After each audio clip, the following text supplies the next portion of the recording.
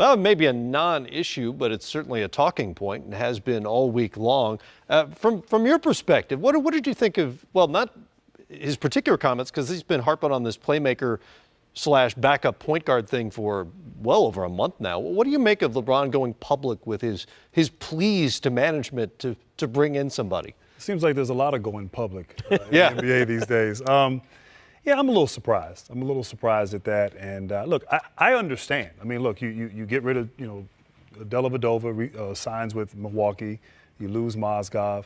J.R. Smith, who's an integral part of their success the last couple of years and even last year's playoff run. He's hurt. He's not there. There's a trust that was developed with those two guys.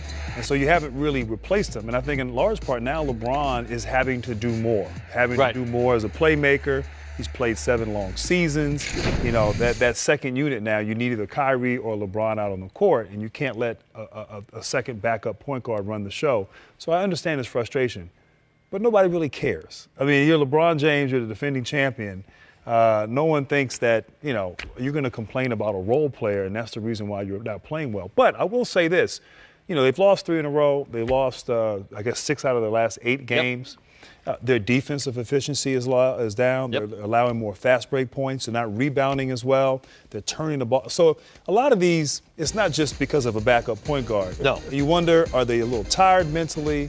Are they frustrated? Is this sort of been something that's been going on in LeBron's frustrations has trickled down into the locker room? A lot of question marks, but it is surprising to see him come out publicly like that and kind of blast the organization. Well, I also wonder, because LeBron's a smart guy and he's been around the NBA for a very long time now, if this was purposeful in terms of distracting people from maybe some of their real issues and getting the attention of his teammates, as if to say, we need to play better. Yeah, and I don't think there's any question. LeBron James has not said anything with a microphone in his face that wasn't calculated since he was 16, 17 years old. He understands what his words mean to ownership, the coaching staff, the front office, the rest of his locker room. I look at the calendar when LeBron talks like this, and this is always kind of his come down after the holidays. LeBron has issues. I don't know if it's, finding his own personal joy after Christmas or what, but he always seems to agitate this time of year. Sometimes it's poking his teammates, about they need to play better. Sometimes it's poking the makeup of the roster. But what resonates with me about the way he went about it is that he was very specific in what he didn't say and who he didn't name. People assumed he was talking about David Griffin. He made it clear in the aftermath, I was not speaking about Griff. So that leads me to believe this is an issue between LeBron maybe and Dan Gilbert about the long-term 30,000 feet view of what they're doing in Cleveland and how they're going to proceed. And to me, this is not the place to have this conversation if you're LeBron. This was something better left for a private meeting between he and the owner, he and the front office, so it didn't become a distraction for a team that's in the midst of struggles. Losing 6 of 8, struggling against teams that they should beat theoretically. I don't know that this is the best time for them to have these sorts of distractions. Well, and it's an interesting target for those comments as well, considering the Cavaliers have the highest payroll in all of the NBA. And in fact, I believe it's the highest payroll in NBA history in terms of the luxury tax and what they're paying right now. I mean, Dan Gilbert has written all the checks, in some cases, for guys who are stable mates of Rich Paul, LeBron's agent, of course, who have kind of held them up for contracts, Tristan Thompson, of course, and J.R. Smith the last couple of seasons. Without a doubt. I mean, Dan Gilbert has really just gone above and beyond, using all their resources to give the Cleveland Cavaliers enough firepower to be successful. So you can't really criticize him for that. And to your point about LeBron sort of being calculated in terms of what he says and always aware of sort of his voice and the power that it has. I just didn't, whatever the reason was, and if he's going at Dan Gilbert, he kind of threw some of his guys under the bus. And the guy who's sort of considered, and from talking to guys that have played with him, he's the ultimate teammate. I mean, he is just a fantastic teammate. He's very inclusive, dinners, just making everyone feel welcome and a part of the entire team's success, that he would kind of say, look, the guys we have aren't good enough. I mean, if I were in the locker room, I'd be offended. Right. I'd be upset about that. I'd have a difficult time.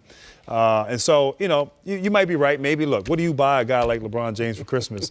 And maybe he's disappointed this time of year coming out of the holidays. But, I am surprised for someone who's been that savvy for him to kind of use this forum to go after Gilbert. Well, he's right in the middle of their issues as well. He's played 44 minutes or more in the last 3 games and has had 5 or more turnovers in 9 of their last 11 games, and maybe that's where some of that playmaking stuff is coming in. There's no question this is a personnel issue. I just don't think LeBron is pointing his wand at the right place. Right. This is about the choices they've made prior to now. Yes. And some of these guys, if you drafted Kay Felder and added Liggins and some of these guys to this roster and expected them to be able to perform at the level LeBron James wants them to perform, right. I think that was a miscalculation on the organization's part. So that's fair game. But the problem for LeBron is, like you said, Grant, they've spent every dime possible and then some to put together a championship team. They're coming off a championship. For LeBron to publicly bellyache about it now screams that, this is something subliminal he's talking about. This is, this is some more of that, like I said, some of that LeBron annual agitation parade. And this is the form it's taking. It is hard to credibly suggest that your organization isn't providing the resources necessary for a championship when you are the defending champions. Yes. Right? I mean, that's just the way it is. The Knicks are also at it tonight. As you probably heard, they are having a week. And by that, I mean a bunch of weeks, and I don't mean good weeks. New York's lost 17 of their last 23 as they host the Hornets tonight. Trade talks as well involving Carmelo Anthony. And Coach Jeff Hornacek addressed those earlier tonight. Carmelo's been around this game a long time and has probably dealt with that before. We try to tell our younger players that around this time of year with trade rumors, if your team's not at the top, even that team, you look at Cleveland's at the one of the top teams and they're talking about it. So as a player, you can only focus on the game. Coaches, we can only focus on coaching and. If things like that happen, then you move on, and guy who gets traded figures it out. But we're still just assuming that everybody's here until something like that happens. So that's the life during the trade time. And what else can you do but continue to answer questions from the New York media about Carmelo Anthony, because reports continue to indicate that the Knicks are trying to find a deal to move him and a destination for which he'd waive his no-trade clause. How tough is it to try to turn things around in the middle of all that? It's very tough. I mean, it's interesting. A couple things. One, they got off to a great start, 14-11. Then I think around, mid-December, Phil Jackson came out with some choice words about Carmelo. And then it's almost like it's been sort of downhill from that moment. Which felt forward. like they came out of nowhere. They came out of nowhere because I thought they were, at least a step improvement from last year, and maybe not, reaching the expectations that Phil Jackson and ownership had for the Knicks. But you know what? They were playing pretty good basketball the first 4 to 6 weeks, and then from that moment on, it's been downhill. And then Phil not really addressing things, not talking to the media. Charlie Rosen, who's a writer in New York and is closely associated with Phil Jackson, came out with an article where he really bashed Carmelo. So now there's just all this uncertainty. And we know Phil liked to create some of that as a coach. Yes. Although it's a little bit different when you're in management. So I'm not sure, I did the game on Monday, and the spirit in that locker room was just before the game. It was, I wasn't sure they were going to win another game this year. Now, they came out and beat Indiana on a road game and played very well. But I would not be surprised if he's gone by the deadline. And I just think, I think it's at a point now where they have to, go separate ways. How that happens, where he goes, what they get back in return, I don't know. But this will be the news up until the trade deadline daily within the Knicks organization. And it's got to be a distraction. I know Hornacek said it's not, but it is. We did a prediction segment in January of last year about things that we thought would happen in 2016. One of mine was that Carmelo Anthony would finish the year with another team, simply because I felt like his timeline and the Knicks timeline just don't match up in terms of development. Could be that I'm off by 6 or 7 weeks, but from where he stands, it's apparent that the Knicks would like to move him. They're not going anywhere this season. He's 32 years of age. It makes perfect sense for him if there's a contender out there, the Clippers perhaps, that's been talked about, that wants to give that a go. Yeah, and I think when you look at the options, and these are really options that Carmelo has, because with the no-trade clause that has to be waived, right, trade kicker, all these other components involved, this isn't a situation that the Knicks control. They're really at Carmelo's beck and call in terms of how this gets done. He can even decide which players are involved. Like, he can veto the idea of this trade if he doesn't like the deal.